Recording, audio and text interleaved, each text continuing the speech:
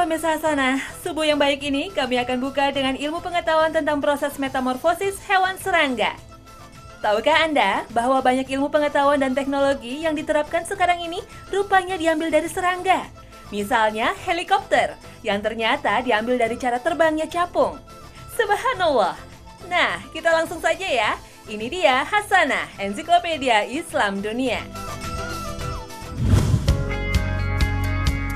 Metamorfosis adalah suatu proses perkembangan biologi pada hewan yang melibatkan perubahan penampilan fisik dan struktur dari bentuk telur, menetas, hingga masa dewasa.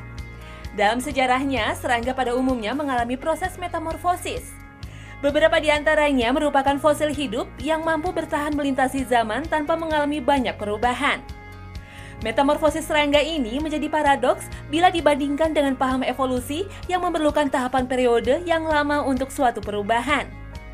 Artinya, perubahan di dalam proses metamorfosis itu sendiri ternyata membuat serangga tidak mengalami perubahan signifikan selama ratusan juta tahun.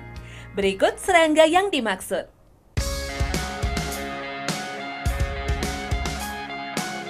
Capung. Serangga ini sebenarnya sudah ada sejak zaman dinosaurus. Namun, seiring punahnya hewan hebat seperti dinosaurus, tidak membuat serangga seperti capung juga ikut punah. Capung masih tetap ada, bahkan masih pada bentuknya yang sekarang, walau bentuknya mengalami penyusutan. Capung mempunyai daya adaptasi yang baik sehingga bisa hidup di mana saja kecuali di kutub. Ya, capung adalah serangga tropis. Fosil capung terbesar yang pernah ditemukan di bumi mempunyai ukuran lebar sayap lebih dari 3 meter. Ia ditemukan terperangkap getah pohon dan dipercaya berusia 200 juta tahun yang lalu. Masya Allah! Serangga purba yang terdiri dari 5.000 spesies ini termasuk dalam keluarga Odonata dan mempunyai dua jenis yang paling sering kita temui, yaitu capung besar dan capung jarum. Capung jarum bentuknya memang seperti jarum, jauh lebih kecil daripada capung besar. Dan biasanya hanya terdapat di dekat aliran air.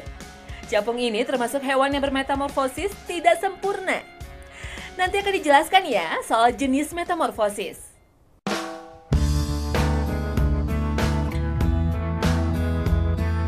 Serangga berikutnya yang juga purba adalah kecoa. Seperti halnya capung, kecoa mengalami metamorfosis tidak sempurna, di mana siklus hidupnya ada 3 fase perkembangan, yaitu telur, nimfa, dan imago.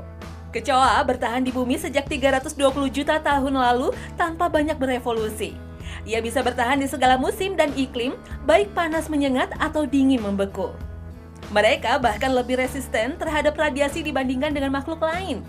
Faktanya, hanya kecoa yang selamat pada Perang Dunia II dan mampu hidup selama sebulan tanpa kepalanya sampai akhirnya mati kelaparan. Di seluruh dunia ada berbagai macam jenis kecoa. Jumlahnya mencapai 3.500 spesies dari kutub selatan hingga kutub utara. Dan dari sekian banyak spesies kecoa, 30 jenis diantaranya hidup di antara manusia. Iuh.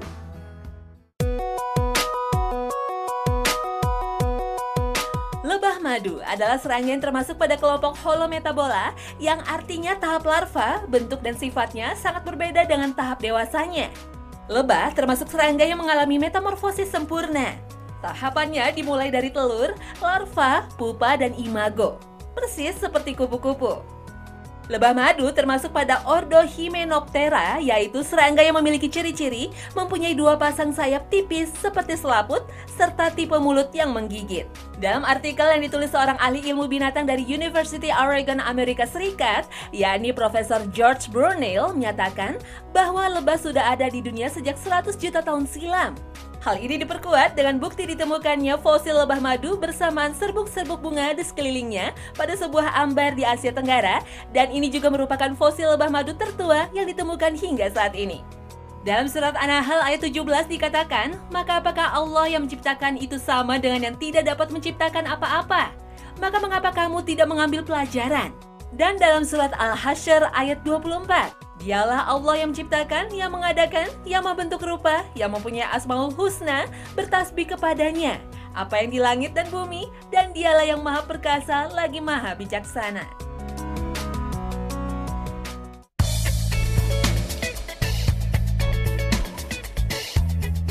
Hewan lain yang masuk kategori purba adalah kumbang, termasuk serangga yang mengalami metamorfosis sempurna.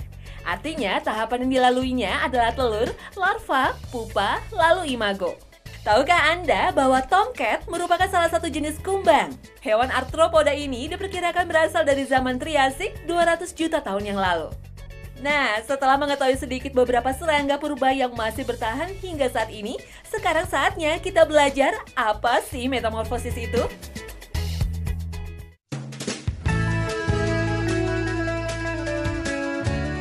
Dalam metamorfosis, perubahan fisik itu terjadi akibat pertumbuhan sel yang harus berubah pada waktunya.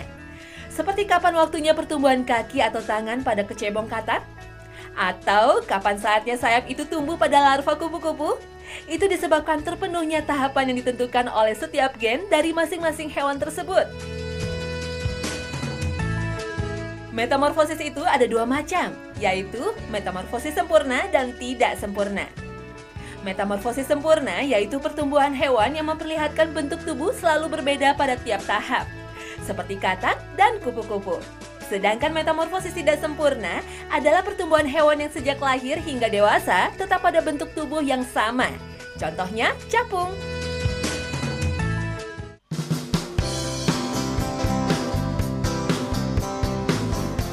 Nah, sekarang mari kita simak proses metamorfosis sempurna pada amfibi atau katak. Proses ini dimulai dari telur dan berakhir pada masa katak dewasa. Pada saat masih tahapan telur, ia ditutupi selaput berbentuk kapsul dan dapat bergerak lentur mirip agar-agar yang mengembang saat menyentuh air. Telur-telur ini bertumpuk dalam satu tumpukan agar suhu tetap seimbang sehingga kecebong dapat menetas pada waktunya. Untuk menentukan tempat bertelur, katak memilih genangan air yang tidak mengalir. Bisa danau atau sungai yang sedang surut. Telur ini terus berkembang dan pada usia 2 minggu, tahap berikutnya yaitu kecebong. Kecebong ini mirip seperti ikan kecil, memiliki kepala besar dan berekor, bernafas dengan insang dan bergerak dengan sirip tipis memanjang dan ekornya yang mungil. Setelah 4 minggu, insang luarnya tertutup dan digantikan oleh insang dalam. Pada fase ini, kaki belakang mulai muncul. Ini adalah fase penentu dari seekor kecebong yang lucu menjadi katak dewasa. Bentuk yang masih seperti kecebong, hidup di air, namun mempunyai kaki seperti katak dewasa. Pada fase ini juga, mereka akan lebih banyak berenang di tepian sungai sambil menunggu ekornya memendek. Pada fase ini, bagian dalam katak kecil ini perlahan berubah fungsi. Terbentuknya jaringan yang membagi atrium jantung menjadi 3 bilik, mengubah bentuk insang menjadi paru-paru, dan membentuk kaki belakang yang kuat. Matanya juga mulai menonjol, dan ekornya semakin memendek. Pemirsa sana, katak dewasa kita siap untuk mengembara. Subhanallah, Maha Besar Allah atas segala ciptaannya.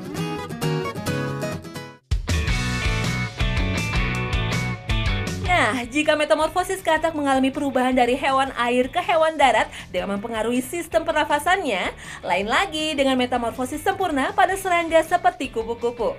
Fase perubahan kupu-kupu terjadi pada sayap. Dari seekor ulat yang melata dan menempel di daun, kemudian berubah menjadi kupu-kupu yang dapat terbang dan memiliki sayap yang indah berwarna. Dimulai dari telur yang diletakkan oleh kupu-kupu pada daun, larva kemudian menetas perlahan, dan memakan cangkang telurnya sebagai makanan pertama. Setelah itu, ulat ini akan menghabisi daun yang menjadi tempatnya tinggal sebanyak 40.000 kali berat badannya hingga ia menjadi kepompong. Rakus sekali ya. Ketika larva mencapai pertumbuhan maksimal, larva akan berhenti makan dan berjalan mencari tempat berlindung terdekat. Kemudian melekatkan diri pada ranting atau daun dengan anyaman benang yang dihasilkan dari tubuhnya sendiri. Pada saat ini, larva telah memasuki fase prapupa atau pupa awal dan mulai melepaskan kulit terakhir kali untuk membentuk pupa atau kepompong. Fase pupa ini tampaknya seperti periode istirahat yang cukup panjang. Disinilah terjadi proses pembentukan serangga yang sempurna. Pembentukan kupu-kupu di dalam pupa biasanya berlangsung selama 7 hingga 20 hari. Pada saatnya, kepompong berubah warna dari putih pekat menjadi bening dan kita bisa melihat warna-warni yang terdapat di dalam. Sampai kemudian, kepompong ini robek dan kupu-kupu muda ini keluar dengan kepala menghadap bawah. Kupu-kupu dewasa siap dengan bentuk yang sempurna, dengan kaki yang kokoh, antena yang panjang, tubuh berwarna matang, dan sayap sempurna siap menjelajah angkasa. Lengkap sudah fase terakhir yang menjadi pelengkap dalam proses metamorfosis sempurna. Berbeda dengan metamorfosis tidak sempurna, prosesnya cenderung lebih singkat dan tidak melalui proses fase bertapa seperti kupu-kupu dalam kepompong. Contoh serangga metamorfosis tidak sempurna adalah pada capung. Capung dewasa akan meninggalkan telur di air yang dangkal dan tenang. Dalam 2 minggu, larva akan menetas dari telur dan tinggal di dalam air dalam beberapa lama. Kira-kira sebulan kemudian, ketika sampai pada perubahan terakhir, ia meninggalkan air dan mulai mendaki tumbuhan tinggi. Lihatlah bagaimana seekor larva capung yang masih bergerak mencari lokasi yang tenang dan tiba-tiba tubuhnya membelah sampai kemudian keluarlah bentuk baru. Dengan sayap yang terkembang perlahan, ekor yang memanjang yang kelak bernama capung. Setelah capung meninggalkan tubuh lamanya dan mengering dengan sempurna, capung mencoba seluruh kaki dan sayapnya. Subhanallah, Maha Suci Allah, Maha segalanya yang telah memberikan keistimewaan dan keindahan dalam proses kehidupan pada setiap ciptaannya.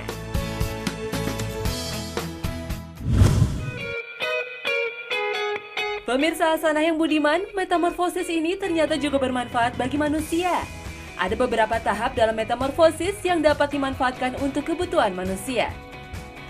Kepompong atau pupa dari ulat sutra justru dipelihara untuk diambil serat yang kemudian dijadikan cikal benang sutra. Badannya yang tidak berbulu membuatnya aman untuk kulit manusia dari alergi dan gatal pada kulit. Di daerah Imogiri, Yogyakarta, kepompong ulat juga dimanfaatkan menjadi kuliner yang istimewa. Walau bukan ulat sutra, tapi kepompong ini banyak sekali berada di pohon-pohon jati pada waktu tertentu. Makanan khas ini biasa disebut dengan entung goreng. Entung ini artinya adalah kepompong. Warna ulat jati ini coklat muda atau hitam. Ketika akan menjadi kepompong, ulat ini turun dari atas pohon ke tanah dengan cara terjun menggunakan air liurnya yang membentuk sulur. Ulat akan membungkus dirinya dengan air liurnya, ditambah butiran tanah untuk membentuk wujud kepompong. Kepompong inilah yang enak untuk dikonsumsi. Cara memasaknya bisa dengan dikukus atau langsung digoreng dengan tambahan bumbu. Kandungan protein kepompong ini pun dipercaya tergolong tinggi.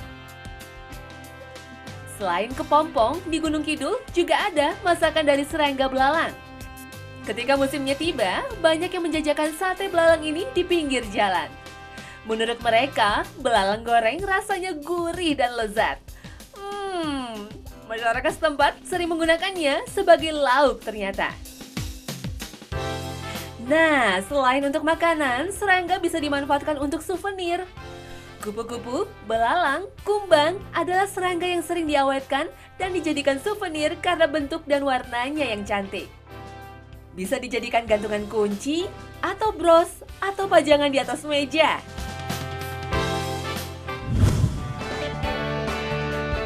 Pemirsa Hasanah yang baik, beberapa kelompok masyarakat ternyata sangat menyukai serangga.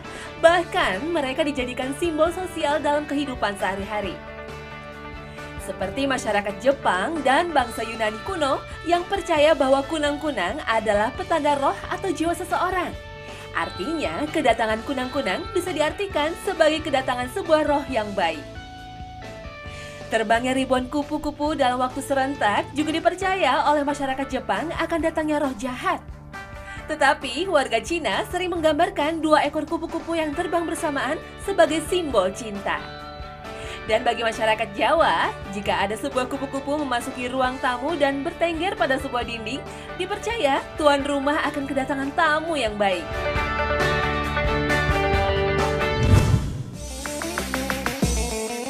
Jika ditinjau dari sisi ekologi, keberadaan kupu-kupu tidak bisa dilepaskan dengan kelestarian tanaman.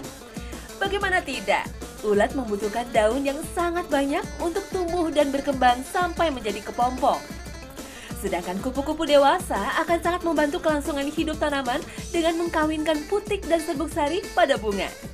Itu berarti adanya jaminan kelestarian alam. Ketika banyak kupu-kupu di suatu daerah, maka dipastikan lingkungan itu pasti subur. Di dunia ini terdapat ribuan jenis tanaman yang sangat bergantung terhadap kupu-kupu dalam menjalankan proses perkembangbiakannya. Misalnya tanaman tembakau dan tanaman sumber pakan lainnya. Sebagai agama penyempurna, Islam telah memerintahkan kepada manusia sebagai khalifah di muka bumi untuk menjaga bumi dan seluruh isinya. Dan secara tegas melarang manusia membuat kerusakan. Hal ini telah tersari dalam surat Al-A'raf ayat ke-56. وَلَا تُفْسِدُوا فِي الْأَرْضِ بَعْدَ إِصْلَاحِهَا وَادْعُوهُ خَوْفًا وَطَمَعًا إِنَّ رَحْمَةَ اللَّهِ قَرِيبٌ مِّنَ الْمُحْسِنِينَ. Rasulullah Shallallahu Alaihi Wasallam bahkan memberikan contoh yang baik.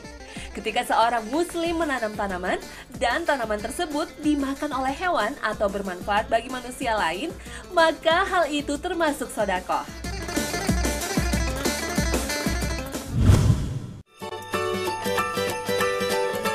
Pemirsa Hasanah, tahukah Anda bahwa serangga juga banyak memberikan kontribusi dalam kemajuan teknologi manusia? Tentunya pemirsa Hasanah tahu kan apa itu helikopter? Yap, salah satu alat transportasi udara yang mampu terbang secara vertikal langsung dari tempat ia landas. Sangat berbeda dengan pesawat terbang bersayap yang membutuhkan sebuah landasan panjang untuk terbang. Dari berbagai sumber yang ditemukan, penemuan helikopter ini memiliki beberapa versi. Ada yang mengatakan penemuan helikopter berasal dari hasil karya seniman Italia Leonardo da Vinci pada tahun 1480. Dengan sketsa gambar sebuah benda yang memiliki payung di atasnya dan menyerupai baling-baling. Alat dalam sketsa ini dijuluki sebagai aerial screw atau skrup udara karena baling-balingnya berbentuk seperti sebuah mur. Namun penemuan ini belum berhasil hingga seorang insinyur berdarah Ukraina Igor Ivanovich Sikorsky meniru bentuk tubuh capung dan diimpal ke dalam desain helikopter pada tahun 1913. Dari gambar sketsa 3D yang dibuat, model helikopter legendaris buatan Sikorsky ini sangat menyerupai seekor capung. Dan model ini pula yang menjadi dasar desain helikopter dari berbagai perusahaan pembuat pesawat terbang di seluruh belahan dunia. Masih ada lagi nih, capung juga menyumbangkan model desain pandangan depan bagi pilot. Kedua mata capung yang besar dan bulat terdiri beberapa sensor mata yang dapat melihat dari berbagai sudut. Dari sensor inilah, capung dapat mengetahui berbagai posisi ketika dalam penerbangannya. Maka tidak heran bila kita susah menangkap capung dalam posisi diam, walaupun kita di belakangnya karena matanya telah melihat kita. Inilah yang ditiru dalam desain kaca helikopter, memiliki kaca luas dan melingkar untuk memberi jarak pandang leluasa bagi pilotnya. Ternyata teknologi navigasi dalam pesawat yang disebut dengan giroskop ini mengadaptasi dari capung, makhluk ciptaan Allah Subhanahu wa Ta'ala. Subhanallah. Hal lain yang terinspirasi dari metamorfosis hewan adalah terciptanya kendaraan amfibi seperti tank dan panser. Kendaraan ini bisa berfungsi dan bergerak di darat dan bisa juga beratraksi di atas air. Persis seperti katak yang mampu hidup di dua alam ini. Para insinyur di belahan dunia sudah berlomba-lomba dalam meriset dan menciptakan berbagai macam kendaraan amfibi seperti bis, mobil sport, dan juga kendaraan untuk bertempur. Segala makhluk ciptaan Allah Subhanahu wa Ta'ala ini telah memberi inspirasi dari berbagai aspek ilmu dengan metamorfosis hewan-hewan yang berubah bentuknya ini. Segala makhluk ciptaan Allah Subhanahu wa Ta'ala ini telah memberi inspirasi dari berbagai aspek ilmu dengan metamorfosis. Hewan-hewan yang berubah bentuknya ini telah memberi sumbangan yang besar bagi ilmu pengetahuan dan berbagai penemuan yang telah manusia buat. Sesungguhnya Allah Subhanahu wa Ta'ala telah memberikan dan menunjukkan segala yang kita butuhkan, maka oleh karena itu sebaiknya kita selalu bersyukur dan berpikir dengan apa yang ada di sekitar kita.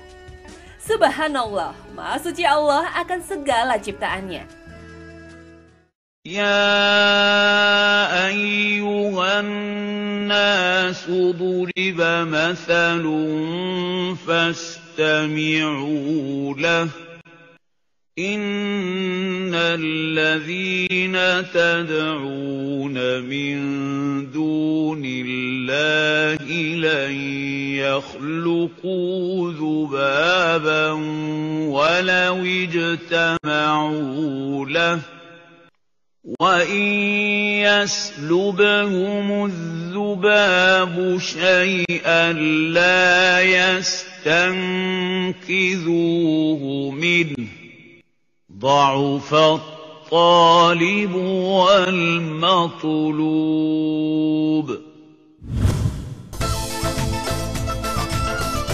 Nah pemirsa Hasanah, inilah akhir kebersamaan kita pagi ini. Saksikan terus Hasanah Ensiklopedia Islam Dunia setiap hari Senin hingga Jumat pukul 5 pagi hanya di Trans 7.